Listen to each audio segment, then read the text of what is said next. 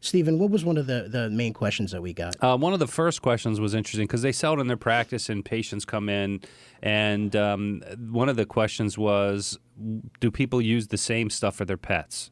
And is it okay if I talk to them about it? Yeah. And so anything with the vertebrae is useful or can use CBD, especially if it's a whole hemp extract, and that's what we educated them on. But I know that some people have questions because some people have smaller dogs or bigger dogs or, so what do you typically say in those situations? Yeah, so for dosing was really the question because on our dropper, for humans, we suggest, as Dr. Shunny suggested, a slow and low. So you start with a few milligrams, which is a quarter dropper on ours, and go up from there. Now, for pets, it's completely different because they're much smaller. So you're really talking about droplets.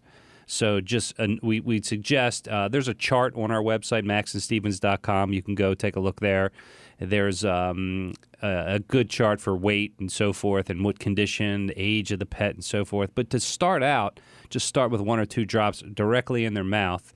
Mixing it with food dilutes it, and you probably would need to use more. But if they'll let you, 1 or 2 drops in their mouth, and see how that works for a couple of days. Yeah, and that's the best for my pups, too. They seem to do the best when I do that. I know it works for your puppies as well. The other thing that people really don't know is you can use the drops topically on a pet. So if you have a pet that's a little bit older, has some achy joints, what do we typically say to them? Because I know it came up at the Chiropractors Association. Yeah, it's similar. You just put 1 or 2 drops. You'd want to try to get it, obviously, through the fur onto the skin. Right. So you spread their hair out or fur, and then put a couple drops, 1 or 2 drops in the area. Just rub it in and let it sit there. The other great thing to do, depending on the dog, is also follow that by heat or ice.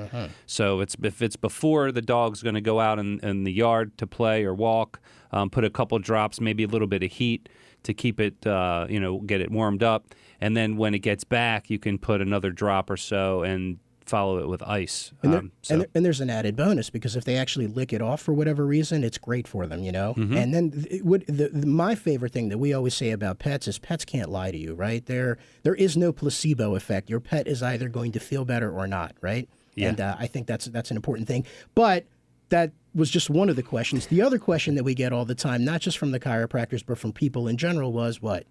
What's the other question they said? Yes.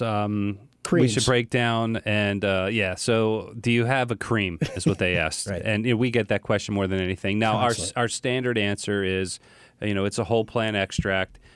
You can just put, just like for dogs we just mentioned, you can put 1 or 2 drops on that area that you're treating and just let it absorb. If you like creams, you could get something like a Tiger Balm or a BioFreeze. A lot of the chiropractors have the BioFreeze in their office. After about a minute and the CBD is absorbed, you can follow it by another type of cream. And, I was talking to Linda about this the other day. She says, nobody's going to listen to that, Steve. Nobody wants to. They just want an easy thing. I know you like it and you say that's how it is and that's how you use it. But people want just a cream. So maybe we really have to think about this, Max. You've been working on me. I know that. And should we just break down and make a cream for people? I think we're going to have to. But we have a couple things in to consider on this because it's can't just be any cream. It's got to be all natural. It's got to be easy to use. It's it's got to be pure. It's got to follow the same standards that we have for this. It's going to be difficult. I'm not going to lie. It's going to have to meet our standards. So that if there's a cream that we introduce, it's going to be the real deal. Okay, well, we're going to take a break right now. Welcome back, everyone. This is Understanding CBD. Hello, Max Sobel. Welcome back, Stephen Wallman. Thank you guys for joining us today. It's been a fantastic show. We actually got a blessing here. We have an off-air caller, which is when a caller calls in and doesn't want to be on the air, but they have a question for us. So it's an interesting one, too. It's CBG and CBD together. Is taking CBG and CBD together and wants to know our thoughts on the combination of these 2 cannabinoids. It's such a buzzword. We're getting that question a lot lately because people are starting to focus on some of these, as they call, minor cannabinoids. Yeah, right? Yeah. So let's give you a kind of a quick overview here of what's happening in the cannabinoid world and as an insider. So when the cannabis plant grows, we're familiar with marijuana has a dominant percentage of THC, Right. which is the psychoactive or intoxicating part. Hemp, which is defined by a low level of THC, but there's a higher level of CBD, and it's dominant. I mean, it's like if the plant's growing, you're going to have, let's say, 15% CBD, and if you're looking at it percentage-wise, like some of the minor, like CBN, CBG, there's a CBC, there's another one, a bunch of these, they're like at 1% or less. Right. Normally it's less than that. So when you're seeing products that are mostly CBG or mostly CBN, it just gets further and further away from the way Mother Nature intended. And to be honest with you, I don't know. I mean, I don't know. No one knows. No one knows. This hasn't, like, the plant cannabis has been used for thousands of years, up until about 70 years ago. Until we all forgot how to grow it. That's right. Everyone forgot. Know nothing. All the tribal knowledge is gone. Well, because they vilified it and made it so that they wanted you to forget. Yeah. Well, and that be the case. But back then, they weren't concentrating CBN or CBG right. or any of that stuff of knowing it. You know, sometimes if you leave the plant out longer, it can change cannabinoids. So if you have a high THC plant and it sits there longer, it may turn into CBG just as it degrades. Now, that could naturally happen, but not knowingly. So it's such a difficult question to answer, other than just be careful and pay attention to what you're trying to achieve, you know. And that's my question: is why would you use that? What made you start doing that? Was it recommended by a physician? Because if so, we'd love to hear from you. We'd love to hear different perspectives on this, because it is still new.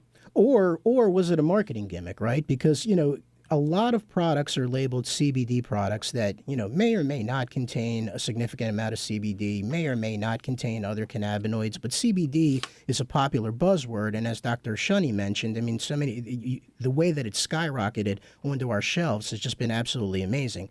The problem is that when you talk about the additional cannabinoids, the CBGs, the CBNs of the world, there's not enough information yet to be able to make an educated decision. We're not trying to steer you one way or another. And as Stephen mentioned, if you have somebody that's a medical professional that has any experience on this subject, we'd love to talk to them. We'd love to have them on the show, because we'd like to be educated, because we're learning every single day just like all of you are. And I haven't even touched on terpenes, right, Stephen? Yeah. I mean, flavonoids, terpenes, there are so many things that are in these plants that are beneficial. Unfortunately, the science just isn't there yet, and I think that's the most unfortunate thing. Yeah, so to wrap that up, I mean, you're looking at a full spectrum oil is what we suggest. Different strains have different relationships or ratios of the other minor cannabinoids, and they're good to be in there as the Mother Nature intended. But when you start to play around too much, you know, it's just not clear. The other thing is a lot of customers we get that are saying they get oil that it's a dark green, and it has chlorophyll in it. And they say, well, chlorophyll's good. I take chlorophyll supplements, and that's, you know, it's really good. And that's true. Chlorophyll is good for you. But when you're talking about plant cannabis and cannabinoids, chlorophyll you don't want chlorophyll in your CBD extract. That's something that you would want to get a high quality supplement that's specifically for chlorophyll, not and chlorophyll is the energy in plants that help it convert make energy, actually. So that then and take the sun and everything and convert it to growth, which is good for humans, but not through your CBD oil. Chlorophyll's not the tastiest thing, I've heard, right? Well, I don't think it's a good flavor. It's nothing like the beautiful terpene flavor that we have in our oil. I think more like the back end of a halibut, maybe. I don't know. I've never tasted that, but you haven't. But you can have a chlorophyll supplement. Do it separate from your CBD oil. Make sure you have something that's nice and it's either clear like a distillate, or it's going to be a golden color, right? Depending on how it's processed and so forth.